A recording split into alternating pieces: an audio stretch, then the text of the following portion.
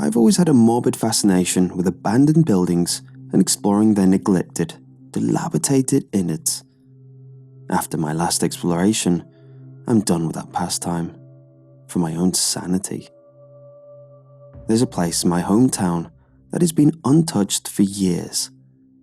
It's become somewhat of a local legend, mostly thanks to the family who owned it. It belonged to the McPhersons, who ran it as a bike shop with the help of their daughter, Piper. They hadn't long moved to town before they set it up.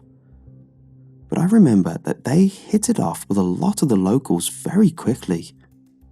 It was a small place, and the new bloods were practically celebrities for a while. Piper was a nice girl, but she was really up against it when she started school.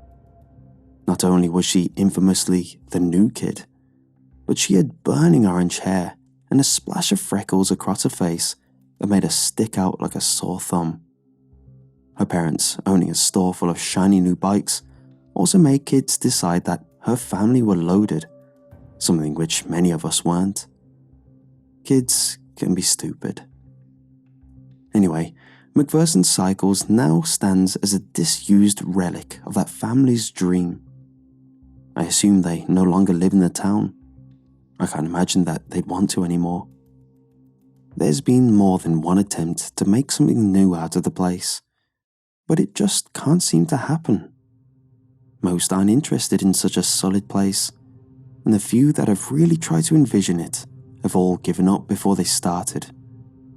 Not even the small-town rumour mill knows why. I'll admit that I felt a strange mix of sadness and excitement when I saw the place.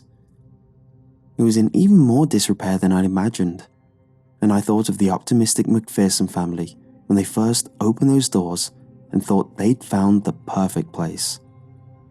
I clicked my torch on and off a few times for good measure and tried the door. It opened part way, not quite enough to slip through, and I felt around the latch. The deadbolt had been snapped clean off at some point, so a zip tie had been looped over the inside handle and a hook in the wall.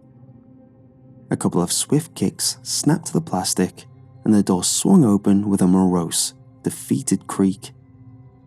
It hit the wall and echoed through the surrounding buildings with more noise than I'd anticipated. But I didn't imagine that anybody within earshot cared enough to investigate. I closed it behind me, and it hung limp against the door jamb. McPherson Cycle's interior was nothing like I had expected, especially from the broken and weather-beaten facade. It wasn't what I would have called clean, but it had some care somewhere within its recent past. The floors looked swept of debris, and although it still stank of age and rot, and more than one of its ceiling tiles had deteriorated into a blackened husk from leaking rainwater, I had this unshakable feeling that somebody wasn't quite ready to let go of the place. I shook it off, angry at myself for being so readily spooked by an old bike shop of all things, and began to explore. I felt like I was standing in a legendary place, and I wanted to take my time. Bare shelf units were scattered throughout the room, which, while dusty, were also much cleaner than I'd have expected. The windows had been plastered in tapestry of old newspapers, which let in a strangled and muted daylight, enough to explore the shop front, but would definitely need my torch for the rest of the building. I compulsively checked it again. A huge back rack was filled to the far wall of the room, and a single red bike was leant against it. It was sized for a child, and had a small wicker basket filled to its handlebars. I stared at the bike, and for several moments, I was unsure as to why it had grabbed my attention. I quickly realized that it had been Piper's, and she would always ride it around after school and in front of the store on weekends. The tires were still ringed with beige sand, and a half-dressed Barbie doll lay in the bottom of the basket, smiling up at a canopy of grimy spiderwebs.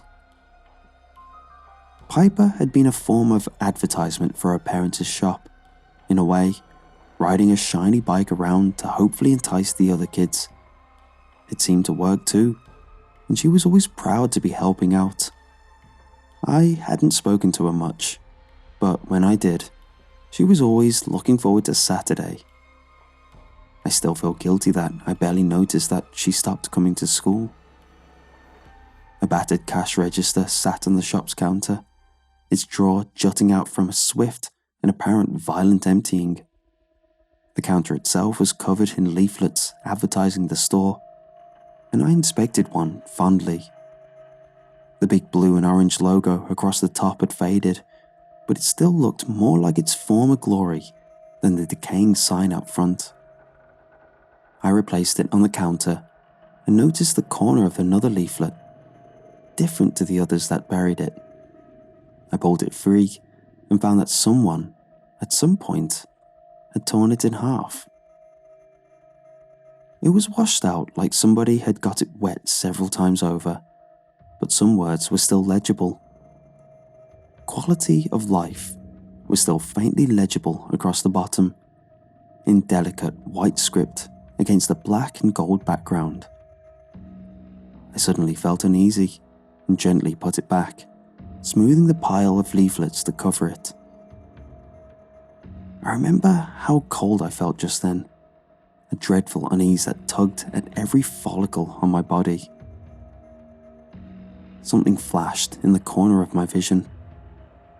It was a landline, a cordless phone that sat in its cradle, and one of the buttons in the base was blinking orange. I pressed it, and a robotic voice spoke through the tinny speaker. New message received on Tuesday 5th February 2008. The silent building filled with the gasps and sobs of a woman. Her moans of anguish distorted as the feeble speakers tried to convey her suffering. Mike! Oh, Mike! I don't know what to do! She paused and choked back a sob. I was just speaking to her, and the machine started going crazy. She was convulsing and... She paused again as a fresh wave of pain bubbled up in racking sobs. We can't do anything. She's gonna die and we can't do anything. I can't handle this. Click. She left a deafening silence behind. My ears rang with a memory of her pain still fresh in my mind. The message wasn't intended for me, but whatever it had been about was long over, and that knowledge was all I had to comfort me, if barely at all. I continued my exploration through a door at the back of the room, leading into a short, windowless hallway that extended to the back of the building, turning right to a bathroom and left into a musty kitchenette that stank of old coffee and microwave food. I turned on my torch. This room, unlike the storefront, had been left to rot in its disused squalor. A first aid kit hung agape on the wall, its contents spilled on the floor. I looked over a small, fold-out table that held a few odds and ends, an old checkbook, an overexposed passport photo of the McPhersons, and a messy scrap of paper with the medical center's phone number scrawled in biro. It was then that I heard the footsteps. They moved slowly above me, heavy, deliberate footfalls punctuated by the agonized squeaks and groans of old wooden flooring. Maybe it was my fear, but the darkness seemed to grow thicker in my vision. I strained to hear the footsteps over my heartbeat that now thundered in my ears, but they'd stopped. It was time to leave, I decided.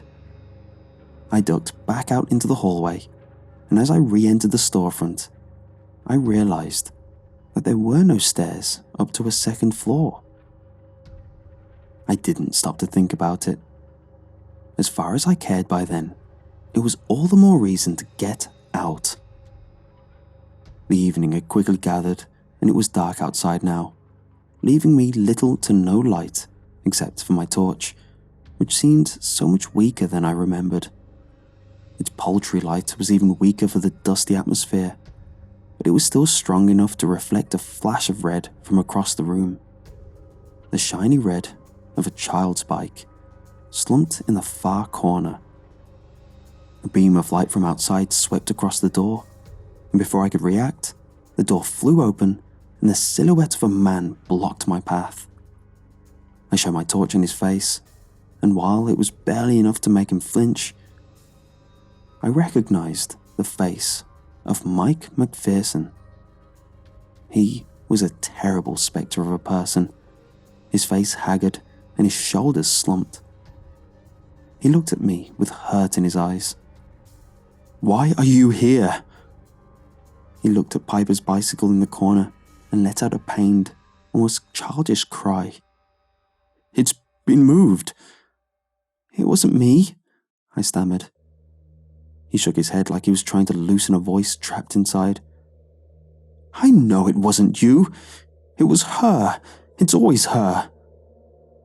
He stormed towards the bike with his hands out as if to seize it, but the will drained from him in seconds and he slumped to his knees. "Everything," he sobbed. "My whole life. Gone. Ruined. Dead." Click. New message received on Tuesday 5th February 2008. "No," he screamed. "Not again." The distorted message began to play, and Mike rocked on the floor, clutching the bike in his hands. I made for the door, and behind me, a sharp screech from the speakers made me flinch. The message changed. "You ignored her. You ignored me." The distortion grew to the noise of a jet engine. Her voice rose into a scream. "This is your fault. You killed me. You." I broke into a sprint and fled the building as Mike McPherson sat alone in his grief.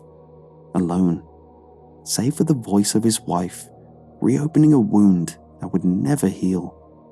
Not over her dead body. I'm done exploring abandoned buildings. A tomb should stay closed.